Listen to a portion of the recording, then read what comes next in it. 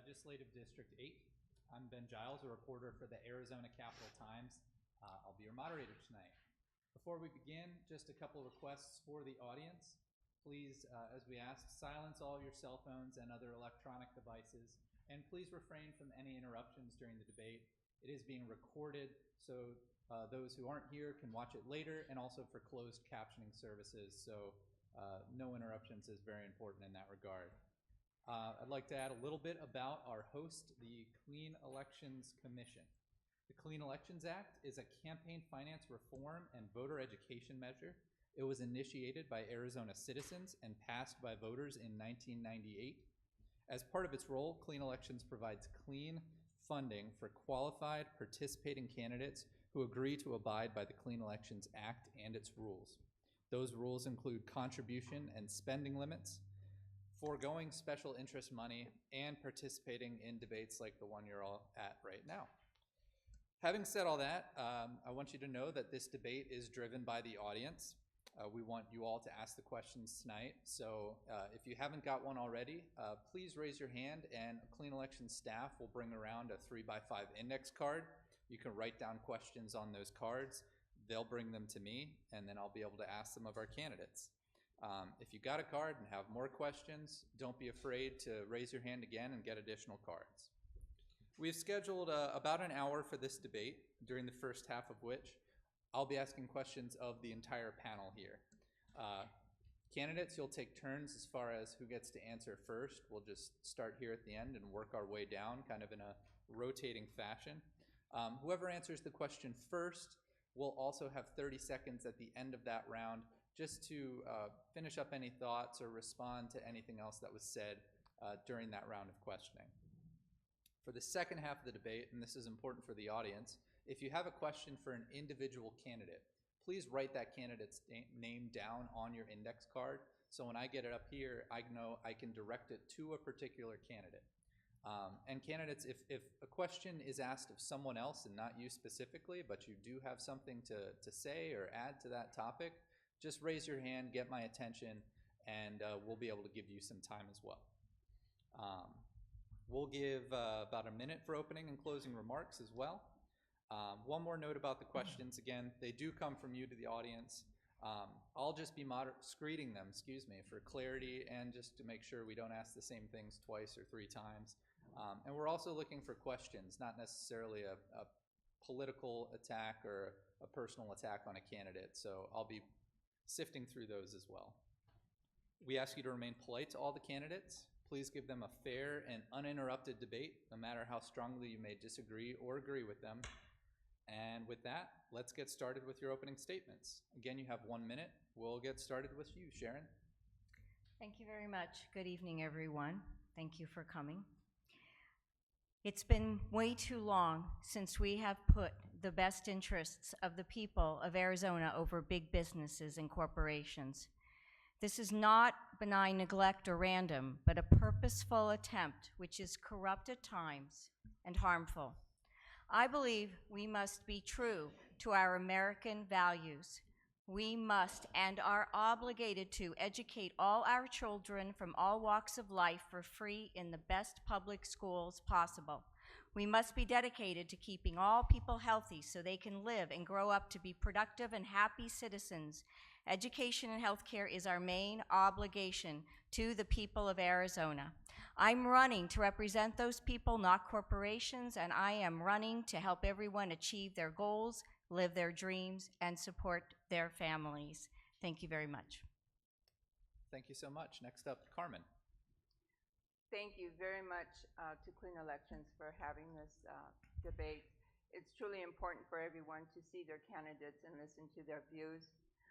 I am going to start out by saying that I am a very strong Democrat, but most of all, I am a mother first of 3 children, and I am a strong, proud Latina. For those reasons, that is why I am running. I do not believe that all of the needs of the people are being met. We have children that are not being educated correctly due to low income, poverty, homelessness. We need to educate everyone to make sure that we have a strong Arizona, because strong children make a strong Arizona. Thank you. Thank you, Carmen. Next up, David. Thank you. My name is David Cook. I live in Globe. I would like to recognize my wife, Diana. She doesn't get to come to very many of these things, but Diana, thank you for being here tonight. We have 2 children. Our son is his 2nd year at ASU, and our daughter is a senior at Miami High School. And this was my first term that I've been there, and I was asked to run 6 years, and I've failed to do that. And now I see how important it was, and I should have done it earlier. But the fact is that I'm here now, and I'm eager to talk about all of the positive things that we have done in Legislative District 8, that my team that I serve with currently, that we've worked on together, and I hope we have some good questions and talk about policy. So thanks again for being here. Thanks, David. Next up is Linda. Hi, thanks for coming. My name is Linda Gross, and I'm running for LD8. This district is one of the largest, most diverse districts in our state.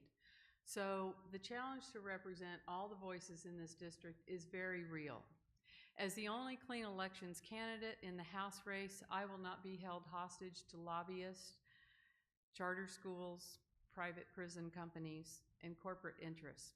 My only interest is in working for you and representing the good of all my district. I've lived in Arizona for over 35 years, where I started out as a wrangler. I'm not a politician. I'm an entrepreneur by nature, journalist by training, and a publisher for the last decade, where I've worked on local issues for helping at-risk kids, as well as tourism and economic development. We are in serious times, and the solutions to our education, our health care, and our water crisis cannot be found in a pay-to-play environment, but one in which all of us have an equal voice, and that's why I'm running.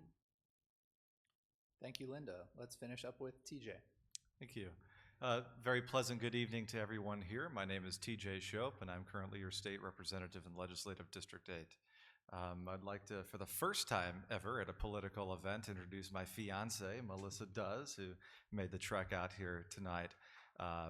And it's always fun to do these forums here in Florence. Of course, for me, it's where it all started. I was born in Florence in 1985 and have lived in Coolidge for my entire life, where my family settled in 1952 to get into the grocery business, because Arizona was then and still is a wonderful land of opportunity where people come to start their lives over, even if maybe they weren't that successful where they were from originally. So I look forward to tonight's forum, look forward to answering all of your questions, and more than anything, I look forward to getting back to work come January with your support. Thank you. Thank you, TJ. Our first question has to do with funding for K through 12 public schools. That includes traditional district schools as well as charters. There was a healthy amount of debate about public school funding at the Capitol. You might have remembered tens of thousands of teachers dressed in red descending on the Capitol earlier this summer. And there was new funding in the budget this year for, at least for now, a 10% raise for teachers, some other funds for district additional assistance, and there is a promise, should the next 2 years fulfill it, for more funding. But there was still an ongoing debate over the summer about if that's enough, if there is a need for a new revenue stream for K through 12 schools. There might have been an opportunity to vote on that on the November ballot, an income tax hike. That certainly isn't going to happen now, but it's still a topic of discussion. Carmen, we'll start with you. Is there enough funding going to public schools right now? Is what the legislature has done so far enough? And if not, why? And how would you propose getting more? There is not enough funding going to our public schools. I do support charter schools as long as they're meeting all the criteria, but public schools have to be fully funded so that we can once again have strong children to have a strong Arizona. I do not support the expansion of the empowerment scholarship accounts, because I feel that more money is taken away from our schools and the education level is dropping, and we are already in a crisis. Our schools are crumbling, our children are getting into trouble, drugs. The only thing on the table at the time was to actually increase or take the taxes from individuals who have made $250,000 and over. I really had some hiccup about that, but right now on the table, that seems to be the only thing that we have. All right, thank you. David, what's your take on the lay of the land for K through 12 public school funding? Well, I'm extremely proud of what we've done over my first term and my first 2 years, because when I look back at the governor's 20 by 20 plan, what I can say is that the promises that we have made are going to be kept, and nothing is going to stop us from working harder to make sure those promises are kept. What we have done in the legislature this year has made the biggest dollar investment in the history of the state of Arizona with the passage of 301 and the governor's 20 by 2020 plan. If you take those two things and combine them, I challenge anyone to find an investment in education that is larger than what was just done in this session, and now we just have to finish the job. You know, where we're at now is to finish the delivery on the 10% pay raises, and to also make sure that additional assistance money is there, because that makes the big difference in the staff, the school buses, the air conditioning, and our schools that are crumbling in these rural areas because they have a declining enrollment. The next thing we got to take a bite at is the school funding formulas. We have, in the Republican Party, we're getting people together to monitor that and look at the funding formula. That's our next step. All right, thank you. And Linda? Yeah, thanks for the question. I think it's interesting that my colleague points out that they've done such a good job, because if we remember back in January, the governor and the legislature was only willing to provide a 1% raise to teachers. It wasn't until 75,000 teachers walked out and forced the legislature to come up with more funding that the governor came up with a 2020 plan. The problem with the 2020 plan is that it does not go far enough. It is a 9% raise this year and 5% for each of the following years. It does not fully fund and replace the funding that was lost to repair our buildings and fix our air conditioners in schools, and it supposes the growth of our economy to keep it going. So do we need to find sustainable funding for public education? Absolutely. Invest for Ed, since it got knocked off the ballot, the decision is going to have to come about through our legislators, and that's what I'm going to do. Thank you, Linda. TJ? Thank you for the question. As many of you know, I also do a little bit of double duty as the president of the Coolidge Unified School District Governing Board, where I have served the people of the school district for 9 years. So I see the education issue, especially the funding portion of it, from two different viewpoints oftentimes, having to pass a budget in a legislative cycle and then having to enact what was passed at the state level later on at the school district. I can tell you it's a very exciting time, in my opinion. I was very proud of what we were able to accomplish this past session. I think that there is most definitely other things that can be done. All-day kindergarten is one area that I'd like to look at bringing back, and I have worked on for the last year or so, and look forward to continuing to work on that going forward. I would also be remiss if I didn't say that we have had near double-digit above forecast budget. Our budget numbers are coming in almost a double-digit above forecast for each of about the last 10 months. That means we're going to have plenty of money to take care of all these things. All right, thank you, TJ. Sharon? So why did the teachers need to walk out? Why did we have to do this kick in the pants? Because no one was taking us seriously. No one's taking the teachers seriously. We have just started in this state. It's not all done. We need to restore funding back to the 2008 standards, and then we need to definitely add more money. Yet last week I sat down with one superintendent and two principals, and tomorrow I'm sitting down with another superintendent, and I'm hearing a lot of interesting things from them, that we are we don't talk about. Number one is the charter schools have 16% of the students, but 27% of the money. There needs to be more accountability and transparency with charter schools. They actually have their own school board and work independently, even though they are taking your tax dollars. Is it okay to allow a substitute teacher to only have a GED?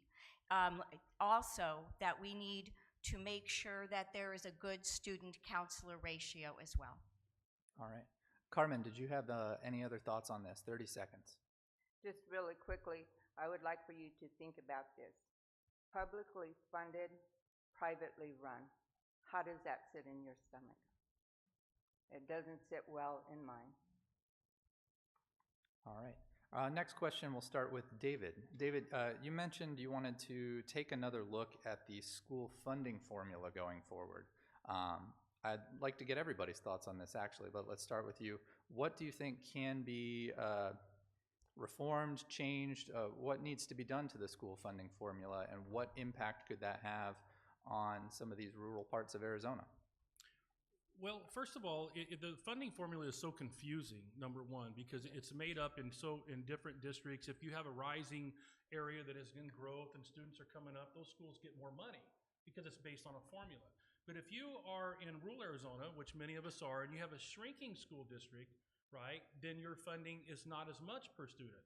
And we can leave the charter schools on the side because they don't have bonding, and that's a different argument. The fact is that I introduced legislation in this session, right? In this session, a hold harmless bill, because TJ knows, but if you sign a contract with a school teacher, you don't sign a year contract, you sign a 3-year contract. So what my bill was going to do was hold harmless these rural school districts, so if they dropped more than 5% in student enrollment, that we would hold them harmless as a state, and they would be funded for the next following 2 years at that base level they had. So the school administrators can project their budget, they can hire their teachers, and they could fulfill their contracts. Bill never got a hearing. All right, Linda, what do you have to say about the school funding formula? I look at it as school funding, and we need to have sustainable resources. So that starts with finding long-term funding sources. Some people say sales tax, that's a regressive situation and can't fully address our funding needs in education. And we're spending an inordinate amount of our public dollars funding charter schools, which don't have the same accountability and transparency as our public schools. And so when it comes to school funding, I also think that we need to look at what rural schools face versus urban, and what the property tax base is, how that differs in terms of how our schools are funded. My whole goal as a legislator is to make our public schools fully funded and make the funding of it fair and equitable to all. All right. Thank you. TJ. Thank you. Look, I think that if you take a look at the school funding formula as it exists in Arizona today, there have been very few changes other than more complexities thrown at it over the last several years, since the time that it was actually formed and reformed back in the early 80s. There's definitely room for reform in school funding formulas as we go in. I'll give you one small anecdote on that, and that is, with Prop 301 being extended by the legislature, for example, we had to determine, of course, what pots of money would be the beneficiaries of an additional portion of Prop 301 that was going to pay debt service on the initial investment from Prop 301 back in the early 2000s. That required a statutory change.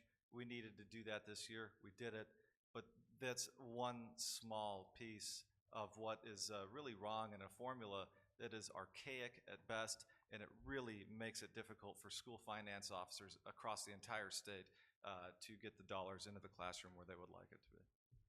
All right. Thank you. Next up, Sharon. Thoughts on the school funding formula as is? We are spreading our money around to too many different places, is what I believe. We only have a certain amount of money where we collect through our revenues. and charter schools are sprouting up like weeds. And again, your tax dollars are being used, but yet they have not the same accountability and transparency. Last week, talking to experts, as I said previously, they told me some stories. In their experience, they found the kids that went to charter schools, a good portion, a majority of them, bounced back into the public school system because the school wasn't what it seemed to be, or they were not welcomed in the school, behavioral problems and such, and the money does not follow the student. We need to look at that, about the money going from the school to the charter school, and then the child going back to the public school system and the money not following the child. That's an important issue. All right, thank you. And lastly, Carmen. Yes, it is difficult to understand. But the bottom line is that our children have not been a priority in this legislation, because by now we hear everything that should have been done or is going to be done. It has not been done, and our children are suffering. And what needs to happen is we have to go back to 2008 and get the monies that's rightfully owed to our schools and to our students, so that we can start moving forward. We are in the same place that we have been, and this is hurting our kids. It's hurting Arizona. We have to be progressive. We have to move. We have to stand up for what is right for our kids, give them what they deserve so that they can grow up to be strong, successful adults. Thank you. All right, David, 30 seconds to wrap up this topic. Thank you. I have to disagree with that, a couple of those statements there, but what I'd like to say is, for the first time in this district, we have dual enrollment in every high school in Legislative District 8. Okay, I work with TJ and we've done that. That was something that wasn't every day. So how can we say that even district schools that I go to, my kids go to, and charter schools are public schools, how can we say that they are equal if the district school in Globe, Arizona has 14 to 17 dual enrollment credits that can be taken in that class, but one in Florence does not? And we've changed that, so we are making children's lives better. All right. Continuing on, we've heard a lot of comments about charter schools. I just want to get everybody's take. What is the impact of charter schools in Legislative District 8, the good, the bad? Linda, we'll start with you. I think initially charter schools were developed to address special needs and issues that our public schools could not. I find two issues with that need to be explored. One is, if our public schools have been losing funding and resources for nearly 30 years. So if they had not lost that funding and resources, would they have been able to handle the additional needs and special issues that charters now find themselves in the position of doing? But what happened with charters is they lack the accountability and the transparency and the rules and the requirements that we require of our public schools. And yet we fund charters at the same rate. And what we see then is what we saw in the news recently, where a legislator used his public tax dollars that he used to grow his charter school to make millions of dollars on taxpayer dollars. That's got to stop. All right, TJ. My experience, and obviously being a district school board member, I have competition in a charter school. Actually, the back wall of my house is a charter school on the other side of it. So I know them well. I actually did the Pledge of Allegiance this morning at 1 in Casa Grande to start my day.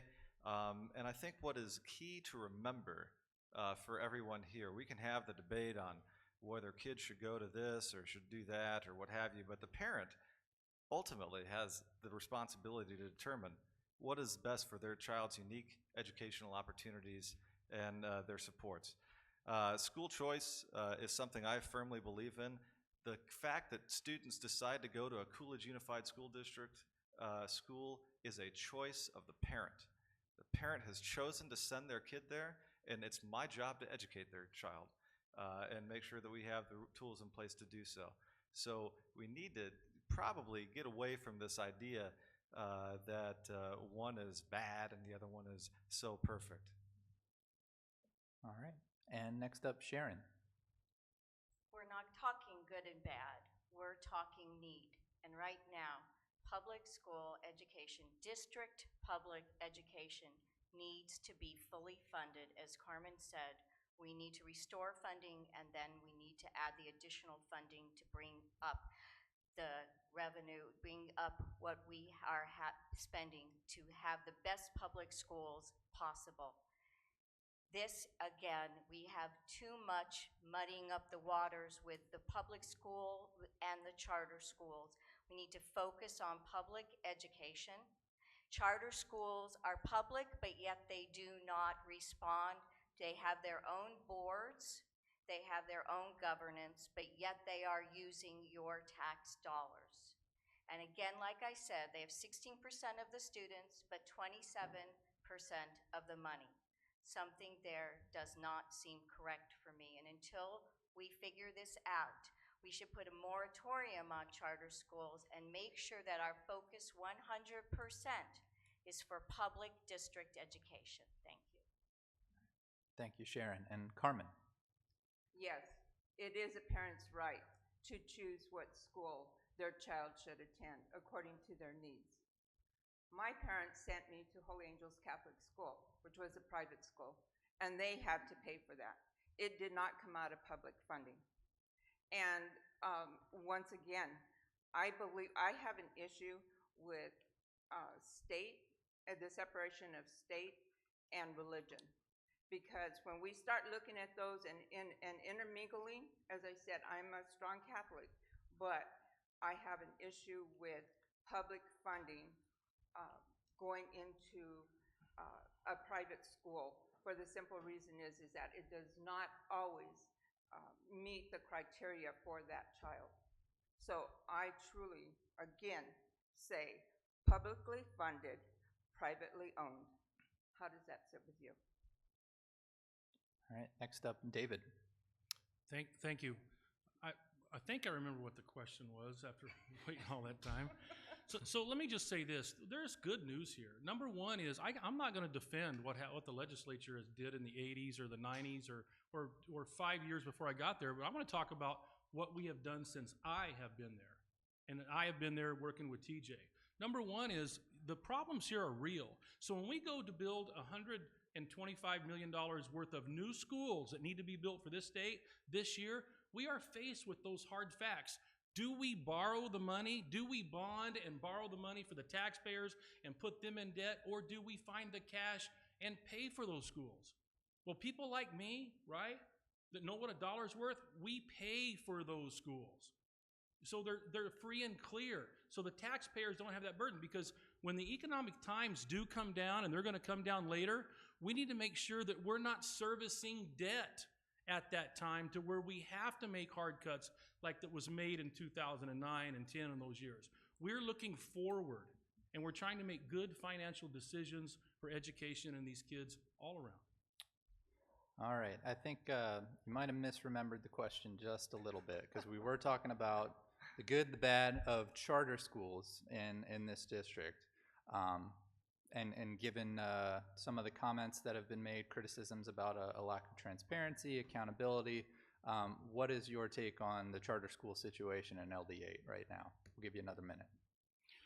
Well, I really wasn't familiar with charter schools because I went to district schools and all that stuff, and it's something that I've had to learn. And I'll go back to my original statement.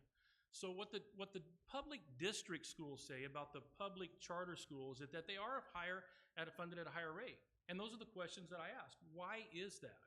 And always the question they fall back on is they cannot bond. They can't send a bond override out to the voters where the voters can raise additional tax dollars to do that. So therefore, they're educating these kids. They get funded at a higher rate. The money does follow the student. So what I will say this is that when the charter schools have to be looked at, this isn't going to happen, right? Because now we're going to fund additional assistance. But I say we've got to study the formula, and there is a team of us that is going to do that. This is probably what needs to happen, right? It's got to be balanced out. That's what I think we're going to have to do. All right. And Linda, 30 seconds to wrap this up. 30 seconds. Here's what I think we just need to remember about charter schools. They are not held to the same accountable standards as our public schools. They do not have to educate all students in their communities. We need to hold charters accountable, and if they can stand the heat and still stay in business, fine. But I think when you look at their overall structure, that they get by with what they get by with because they're not being held accountable to the same standards, and it's hurting our public education and our ability to educate all children in this state. All right. Another avenue, another choice for educating your kids is vouchers. Proposition 305 would expand the voucher program. There's been a lot said about whether or not that was a good piece of legislation to send to the ballot. We'll start with TJ. Is voucher expansion something that should be done? Are you a yes or no on that? And how are vouchers working out in LD8? Well, I voted for it. I would hope that I would say yes. Yes, in LD8 specifically, I believe it is less than 0.5% of the students actually take advantage. So it is holding essentially LD8 harmless in that sense. Look, it was mentioned earlier, and this is kind of where I'm at on this entire funding of an actual student. Funding should follow the student. If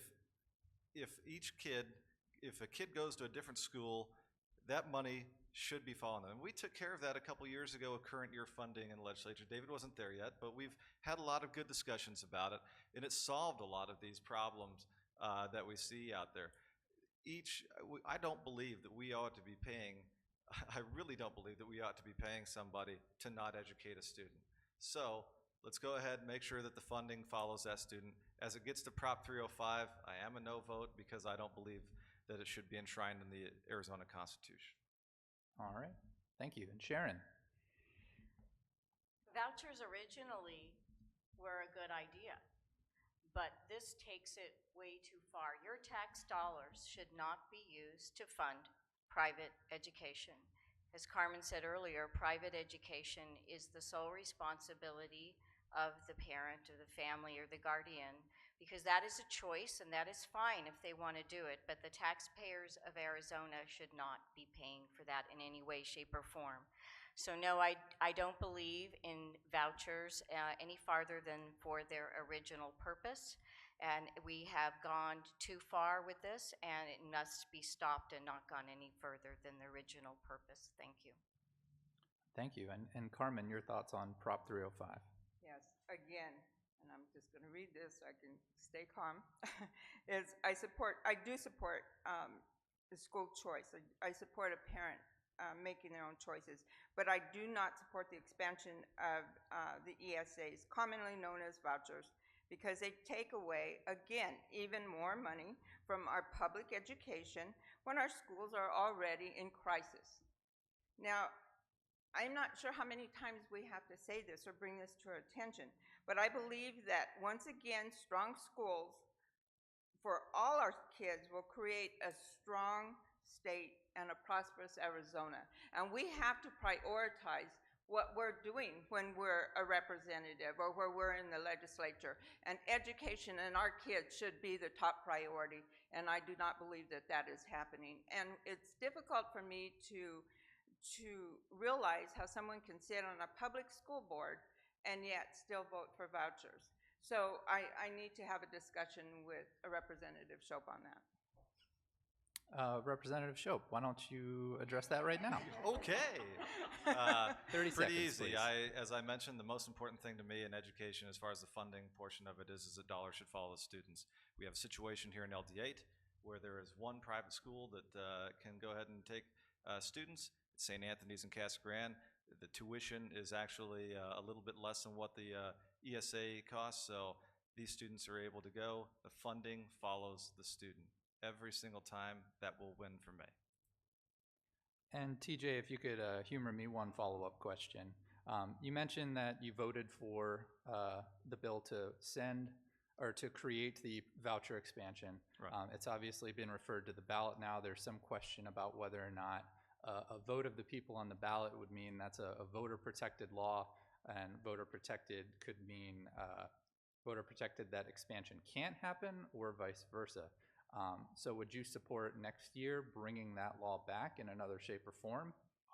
First off, I think it's important to realize, or for everyone at home to know that yes, there is definite doubt, if that makes sense, in whether or not, or what the constitutionality, if it would be voter protected, that hence my non-support of 305. But I am always looking forward to having a debate on money following students. All right. And David, your thoughts on Prop 305?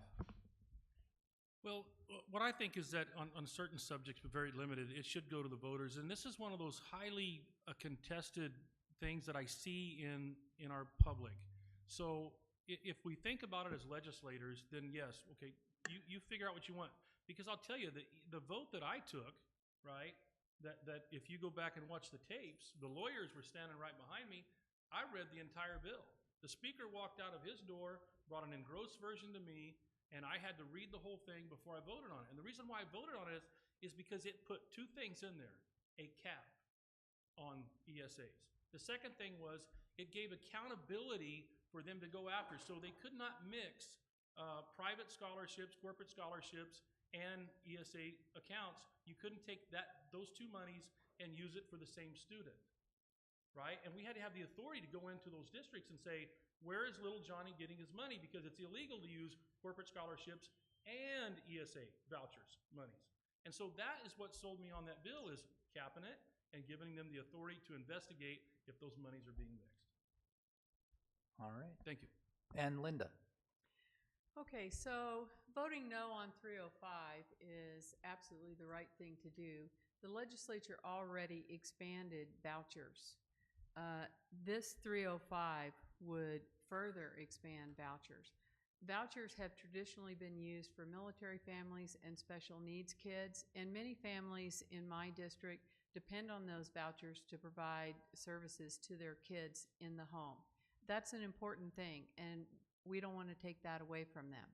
What I object to is an expansion of the voucher situation, which makes it unlimited for kids throughout our state to use vouchers and their parents, even to subsidize private schools.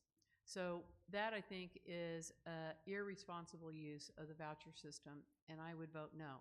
One other thing that I just want to say briefly is TJ keeps saying he believes in the money following the school, and I'm going to get stopped on this, so I'm going to come back to it.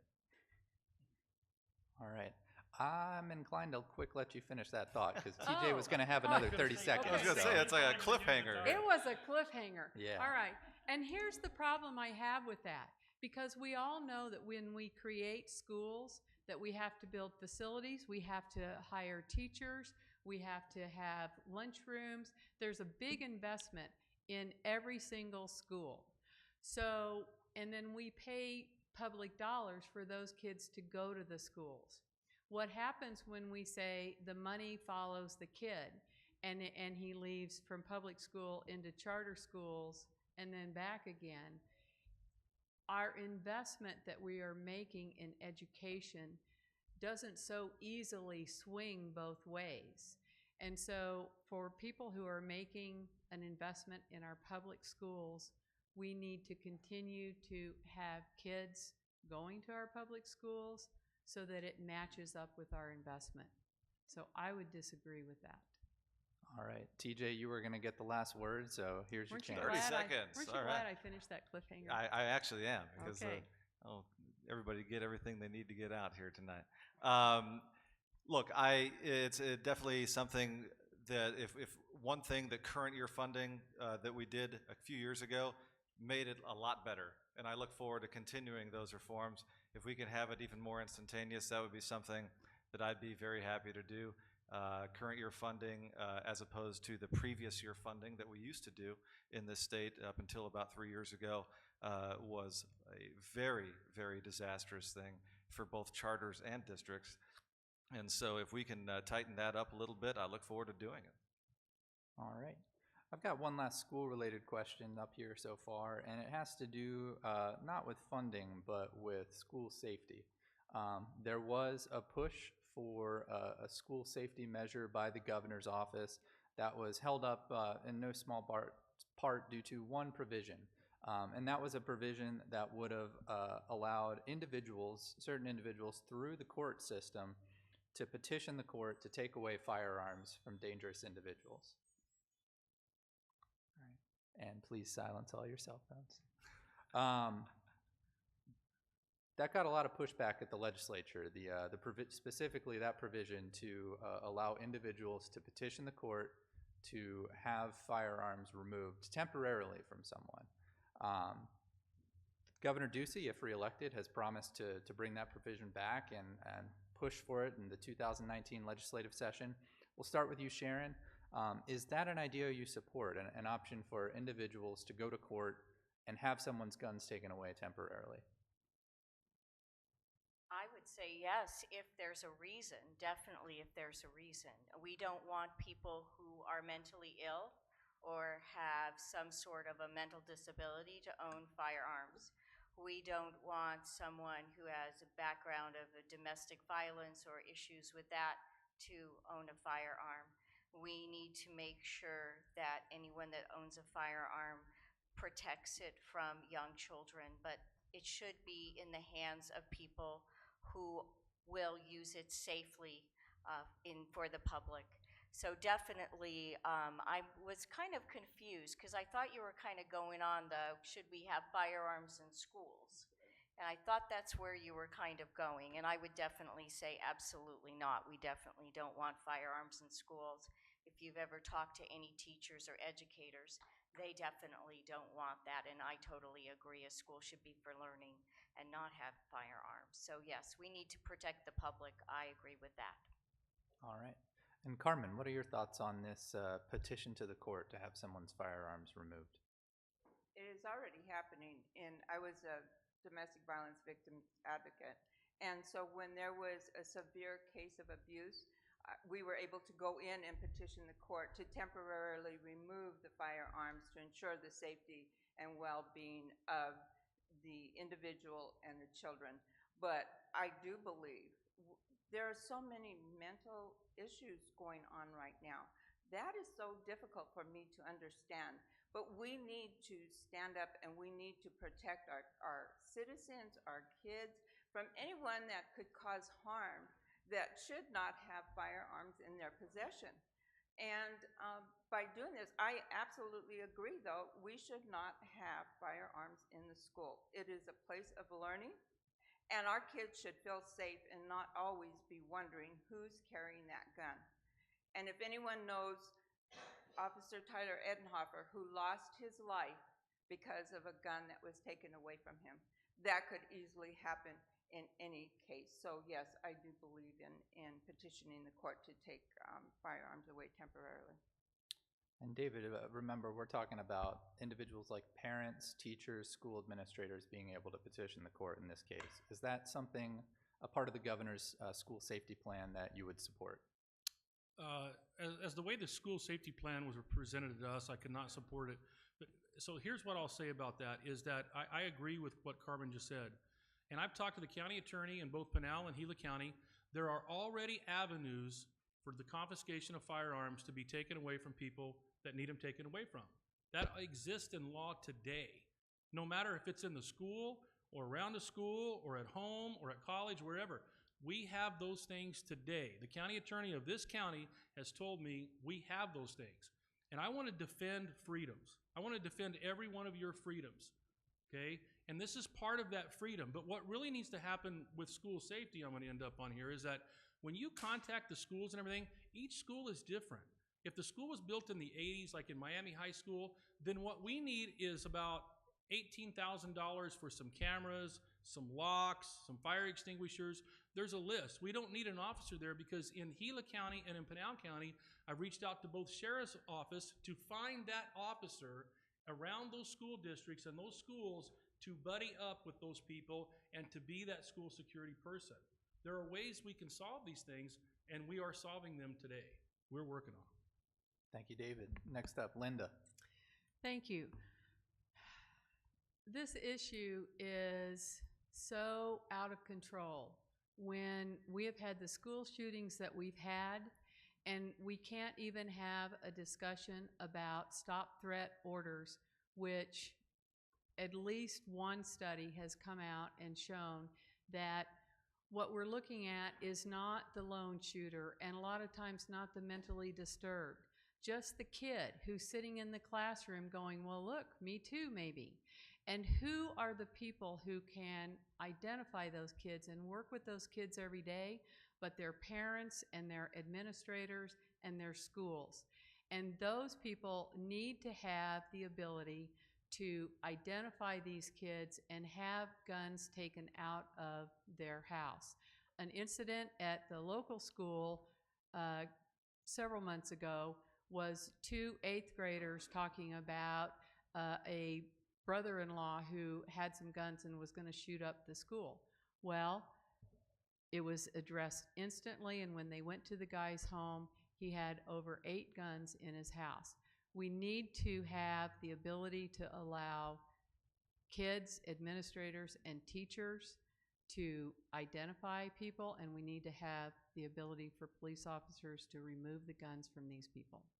All right, real quick, David, you had something you wanted to say? Yeah, I do. This is, to me, it's more positive things of solving the problems legitimately. So one of the things when we're talking about the governor's school safety plan is that what we're talking about is that if it was your home, right, and someone was threatening you or had made threats against you, what could you go down to the court and get?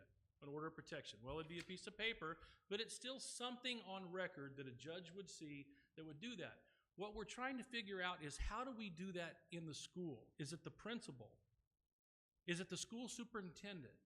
Does it have to be the school board vote? We're trying to figure out how to do those things, because if you think about a lot of these students, it just didn't happen. There is a record of these kids that have done things, and how do we find that one person to get that legal trigger to go down and get an order of protection for the body of the institution, the school itself, right? These are the solutions that we can find without trampling on other people's rights or freedoms. And that's some of the stuff that we are working on. It just takes a little time. Linda? David, I'd like to respond to that. When we're talking about the violence that we are seeing in schools and the shootings in our own schools, we have to move beyond this discussion of who should be able to identify. When we know that fellow students, teachers, and administrators have a pretty good handle on this. So we need, and the stop orders are talking about removing the guns immediately from these people for a period of time. I can't imagine a more common sense approach to the problem that will move us forward than that. And the fact that we can't even discuss having research done, having a broader based discussion without the NRA coming in with fear and false advertising to make us more afraid really shows where the problem is at. So I think we need to act. TJ? Thank you. Look, I think that one of the things that was part of the reason why the stop order, which in general I am supportive of, I've had those same conversations with both Gila County and Pinal County Attorney's Office on what they're able to do now. It was not the identification of potential issues on school campuses. It was my opposition to the broadness of that was based on who is able to petition at that point. I do think, though, that everybody plays a part in this. I had a wonderful opportunity this summer at a conference that I attended to learn about what the state of Utah is doing and the leaps and bounds that they have improved safety of not just with firearm violence or anything like that, but school safety in general, and also dealing with depression among students through the use of an app that they developed with the University of Utah. It's something that I have already begun discussing with Arizona State and U of A on whether they can work with the University of Utah to bring such an app here to Arizona as well, so that way students have a safe place that they can go to. Carmen, 30 seconds. Yes, again, we continue to hear that we're talking about it, we're talking about it. How many lives need to be lost before we act on it? We need to act on it now. We need to keep our children safe in their environment. And that is not what's happening. We need to be able to stand up for them. Someone has to stand up and say enough is enough. We need to move. We need to get things done. Little things like this stops progress for Arizona. If we can just get these things moved on, then we can move on to bigger and better things. But we need to protect our children first. All right, Sharon, you started this conversation. We'll give you 30 seconds to conclude it. Thank you. I'm a mandated reporter. I know a lot of different careers are mandated reporters. We don't have to worry about the specifics or being too narrow, who can and cannot work. We're all going for the same reason. We're trying to protect lives and safety of everyone involved. And a community needs to work together to do that. So I think all of this extraneous discussion of who and where and what, we just need to make sure that we keep people safe. And as mandated reporters, this goes into that. So I would like to say, let's work together as a community for safety. All right. Another issue that the governor kind of unsuccessfully pushed this year had to do with water. The governor had a proposal that would have allowed the director of the state's water agency to make moves to conserve more water on a statewide basis. That authority now rests with the Central Arizona Project. Carmen, we'll start with you. Do you agree with the governor's plan, and what else can or should be done with water? I'm a strong believer in water conservation. And I believe, and it's difficult when the governor comes out and presents all of this information. I really try and do a lot of research so that I can make sure that what I'm talking about is factual. But it is really difficult at the time when all of this comes out and you're trying to understand everything that he's trying to say. There's a lot of research that needs to be done. I am a strong supporter of water conservation. We need to look at the future because that is a priority. When Resolution Copper came into play, I made sure that I responded to the NEPA process so that I could have a say-so in how that water is handled and to ensure that it will be safe and not harmful to the residents. So again, I can't fully comment on that without further research. All right, thank you. And David, once again, the question. The governor had sought to consolidate power, so to speak, with the director of the Department of Water to make moves to conserve water on a statewide basis. Did you agree with the governor's proposal, or what else could be done with water conservation? Well, first of all, there was about 14 to 16 proposals that the governor came out with, and now this is something that I can talk about pretty easily. So when we talk about those 16 proposals, what I look at is what is important for this district. Let's start there. Number one is the Pinal County extinguishment credits that are for this county, the farmers, and for this county in agriculture.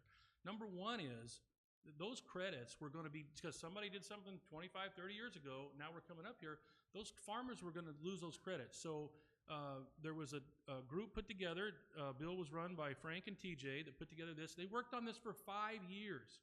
And until I got down there and we ran the bill and said, we are going to fix the Pinal County extinguishment credit problem. But what I did say too on the governor's plans, and there's 14 of them, it'd take a little while to talk about them, is that let's talk about DCP. That's the drought contingency plan that we need to get done in the other states on the Colorado River that need to get done so we can move on with our water policy in the state. But what I said then is what I will say now to the camera. I support the governor, but there will be no DCP unless there is full mitigation for Pinal County. And as soon as we can come to an agreement with that and all the stakeholders in the state, the Pinal County mitigation gets done in full, then we can move on with the drought contingency plan for the state. And that's where I'm at, is defending this county. All right, thank you, David. And Linda. Okay, so let's talk water. And we are in a new era here. It is all over the news. Our drought condition is not a one-off, but it is the future. and the levels in Lake Mead are now dropping to where it's threatening a Tier 1, which means if we don't sign off on a drought contingency plan, and by the way, David, all the other states have, they are waiting for Arizona. We are behind the ball on this one. If we don't sign off on a drought contingency plan, then the decisions will be taken out of our hands and the feds will come in. And that's not helpful for our state or Pinal County. What is happening right now is, as I understand it, is that the farmers at one point made a decision way back when that they did not want a permanent contract, and instead they were going to take cheaper water rates, which they did. We did not expect to have the drought that we have right now, but we do. So we have to make hard decisions, and it is to no one's benefit, including the farmers, to hold tight in not signing off on a DCP so that we have control of how we're going to conserve and mitigate our water. David, 30 seconds. I don't think 30 seconds would be long enough there, because here's why. To fully understand the concept of what you just heard is that if you go into 1075 and a shortage has happened, what county is the first county to get cut off from their water? Pinal County. That's why we must absolutely stand firm, because mitigation for Pinal County is a must. So the question of this is now is, if we're going to do mitigation for DCP for the three counties, Maricopa, Pinal, and for Pima County, we need about 150,000 acre feet of water, right? But what I'm saying is that those Maricopa and Pima County have other alternatives. They have other groundwater banks through the storage credits that they have. They don't need mitigation. Pinal County needs mitigation. We have 16 permits tied up in DWR right now because their model has not been fixed, and they promised TJ and I that would be done in May. So we're still working on that. But back to the water, we need 106,000 acre feet of water for this county to survive, and I'm not going to stop until this county gets that water, and then DCP will move on, because you know who's going to suffer? Pinal County and this district, because that's what we're down there fighting for, is this district and these people, not Maricopa County or Pima County. And if that happened, that's who you would be working for. And I'm working for you guys and the people here. All right, Linda. When we're talking about water, it is so short-sighted to just look at Pinal County and say, we have to get ours. Water is, across this state, a big issue, and we have got to work together, because otherwise we're not going to attract businesses or people who live here if we run out of water. So it is a statewide issue, and when we look at our groundwater and the permits that David is talking about, that is because Pinal County is in an active management district, and what they've done is they feel like if they issue more permits, that it will affect the water supplies of those who already have permits. I want to make sure that we protect the rights and the water sources for people who are already here and have been here for generations, so that no one goes to their tap and gets sand instead of water. We have to stop allowing corporate interests, pistachio farms, alfalfa fields to come in and use our water and our resources, because Arizona is known for the most lax groundwater regulations around. And so we've got to stop that. TJ, I promise we're going to get to you, but we'll give a little bit more time for David. Okay, thank you. So let's go back to what we heard earlier, is that the farmers, right, they got cheaper water rates. Well, how it really works is everyone has allocations, including Phoenix. And if you watch the news cycle, Phoenix just came out the other day and said that the Verde and the Salt River, we have no problem with that. It's the Colorado River. There's over allocations. Well, who are those over allocations? It's not Pinal County, right? But now that we're at the end of CAP and paying for it, here's what I say. The farmers on the excess water pool that we get, yeah, they have a reduced rate because we want to keep things low for producers and food and things like that, right? But the fact is, who got the benefit from not having to pay interest for the CAP canal?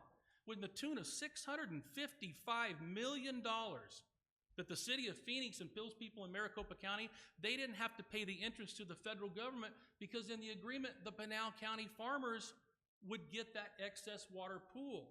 And that's what I'm saying. If there is no excess water pool, then everyone needs to take a little haircut. Only 30% or 35% of the water in those rough numbers does Phoenix get from the Colorado River. The rest of it comes from the Verde and the Salt. That is the tough part. And to do tribal ICS, which is intentionally created surpluses, we're working on that. Water policy is difficult, it is troublesome, but this is the county I'm representing. All right, one more time, Linda. I think when it comes to water that David is a supporter of agriculture, and yet this legislature, the two water bills that it floated last time was to loosen groundwater regulation to allow the development of two large 500 and 700 home developments. That's kowtowing to home developers and at the same time saying, yes, and we also want enough water for farmers. This drought is nothing to sneeze at, and it's going to force much harder decisions and prioritizing, and we all have to work together because water goes across all borders. It can't just be identified as my water, it is our water. And we have to make sure that everybody has equal rights to that water. All right, thank you, Linda, and thank you, TJ, for your patience. I think I can get back to the original question, which was about the water bill, right? Governor's Proposals water from the governor. proposal, yes. In short, if we go back to 1980, we can take our little personal time machine in any way, shape, or form that we want to. The Groundwater Management Act of that year took several years to put together. We were talking at the beginning of this session when the governor made his announcement about something that had previously, 30, 40 years ago, had taken about 5 to 7 years to put together, and we had about 5 to 7 months. There were a lot of things that had to fall into place.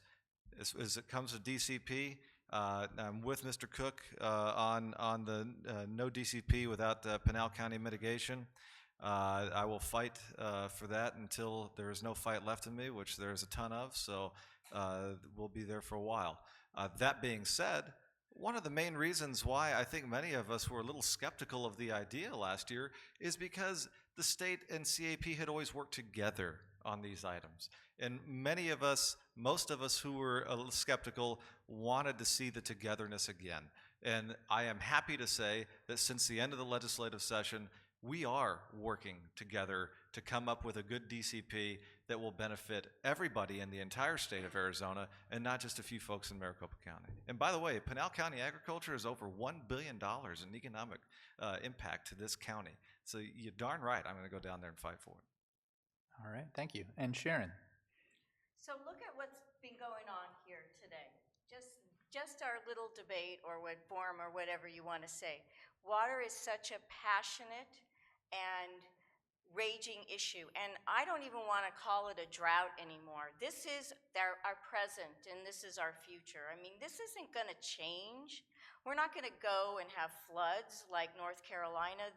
We've chosen to live in the desert, and this is going to be difficult. And what we're not always going to have the answers right here at this moment, but what you need to do is elect officials that will work together on a plan, not kick it down the road and say we'll take care of it later, because it's very simple.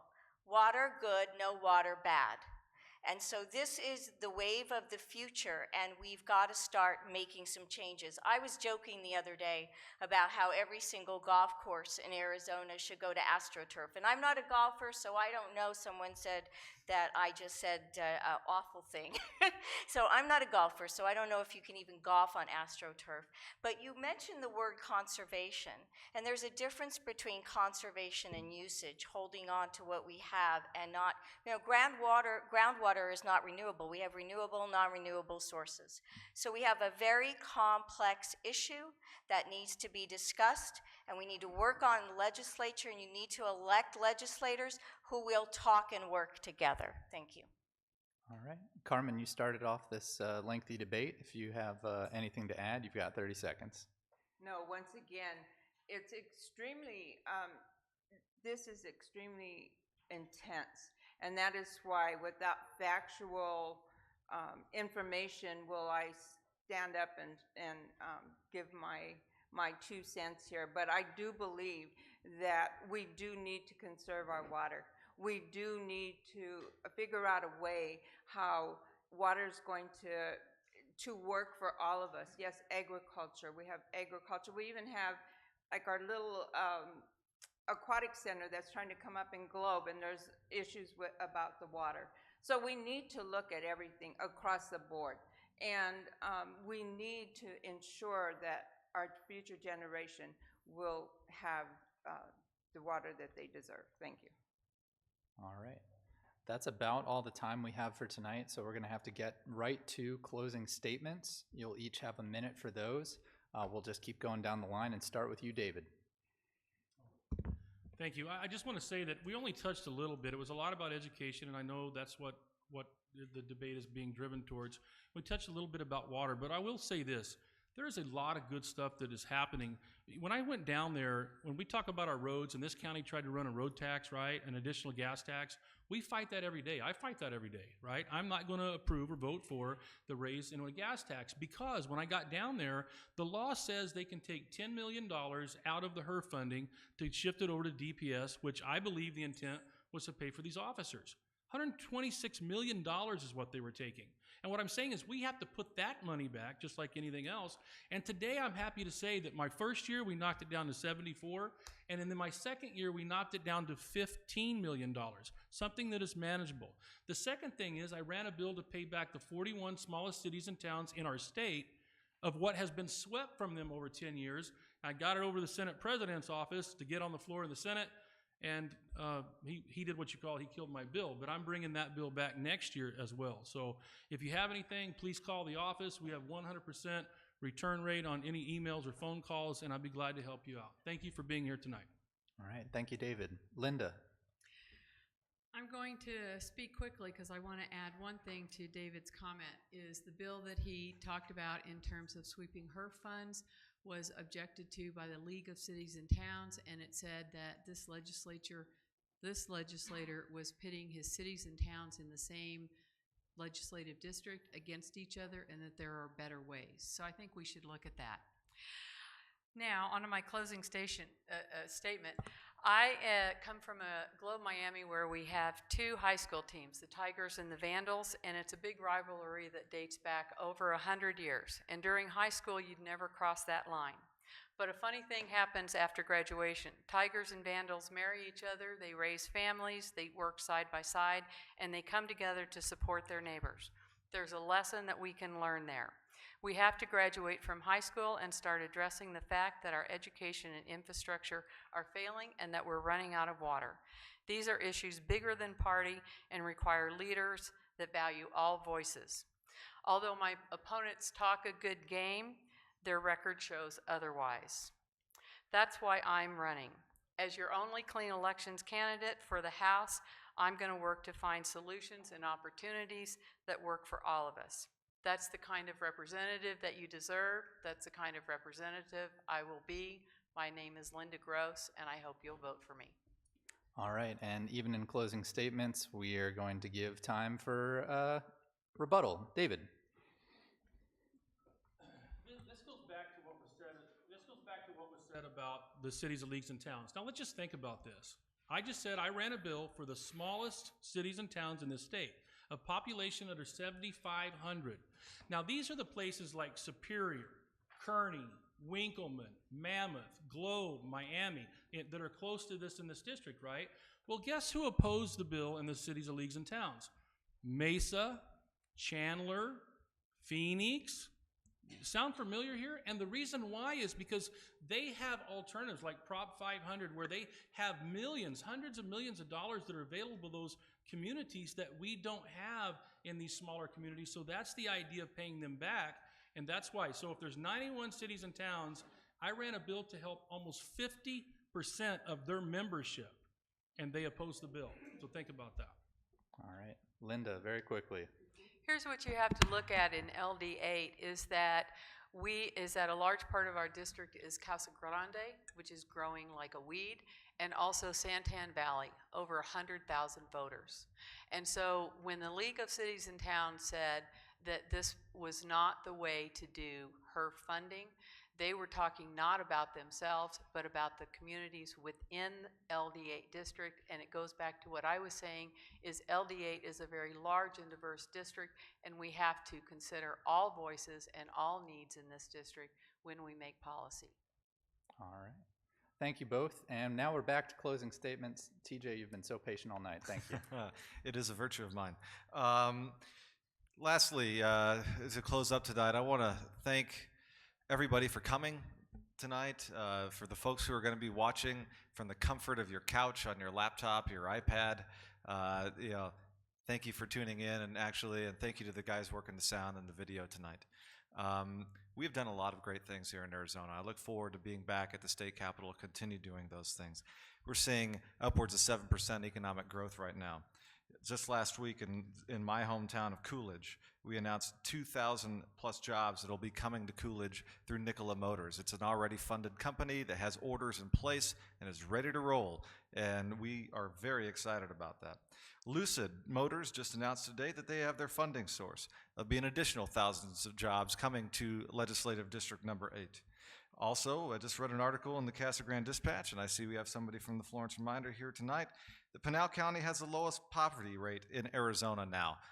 These are all positive things. These are all the positive momentum that we have going on was caused me a few weeks ago at a debate to say it's never been a better time to be an Arizonan than right now. And it's really never been a better time to live in Legislative District Number 8 than right now. I'm, as mentioned earlier, a native of Legislative District 8 in Pinal County. I look forward to going back to Phoenix and representing you in the next term at the State House of Representatives. And thank you for your support, and I ask for your vote. All right. Thank you, TJ. Sharon. So let's not get distracted here. Let's look around and see what's really happening, because I've been on the ground and I've been knocking on doors in Eloy, in Coolidge, and I see the poverty and I see the struggle of the average person in this district, and I don't think things are all that great. I don't think that we should be resting on our laurels. We have a lot of work to do, and that's what I'm ready to do, work. Things aren't going wonderful because we have a rising poverty rate in Arizona. We've not talked about some really important issues tonight, which is healthcare. When I sat down with the superintendents, they even agreed, you can't learn if you don't have healthcare, but yet we've chosen to freeze kids' care. That's not acceptable. No child, no person should be without an ability to pay for their healthcare. We have a lot of issues that we need to work on, and we need to elect legislators that will reach across the aisle, that will work together on our team players. I always like to say, there is no I in team. We need to be team players and talk and work together. We have water issues, we have healthcare issues, we have education issues. Let's get to work and make a decision. We need a change in Arizona. Thank you. All right. Thank you, Sharon. And Carmen. Yes, I'd like to thank everyone for being here tonight. Again, I think it's extremely important to hear everyone and their stance. And I'd also like to thank Representative Cook and Representative Shope for their service. But I do believe that things are not being prioritized, that we need to be working for you. You are the one who's employing us. And as Sharon said, there's poverty, there's hunger, our kids are sleeping in cars. We can't move forward because there's discussion after discussion after discussion. And you need to have someone in the legislature who will stand up and say, let's get this done, let's move forward so that we can continue working on bigger issues that we're dealing with the state, such as water, such as healthcare. We need to move forward and stop dragging our feet as what I believe is going on right now, because our kids Our schools are C and D rated schools, and our kids are not getting the education that they deserve. And that has to be a top priority, and I do not hear that coming from our legislators right now. And so I am asking that in the general election this coming November, that you vote for me, Carmen Casillas, to be your next state representative, because I will work hard for you. Because if you don't like the way I'm working, fire me, vote me out. But I vow to do the best that I can do. I have always served my community in several positions, and I will continue to serve LD8 in the same way. Thank you. All right. Thank you, Carmen. And let's give a big thank you to all our candidates. Thanks so much for participating tonight.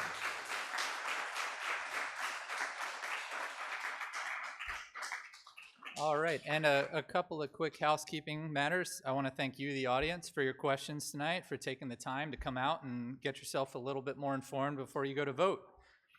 We encourage you, please go to www.cleanelections.gov/voter dashboard. You can find a more customized voter information experience there, information on the general election, the candidates, and the issues. You can also, if you so choose, always rewatch this debate. We ask you fill out those debate evaluation cards we gave you, and please return them to our volunteers. It's very important that that feedback helps us shape these debates in the future 2 years down the road. So please provide those to us. One more time, thanks again for coming tonight. You're welcome to stay and talk to the candidates now.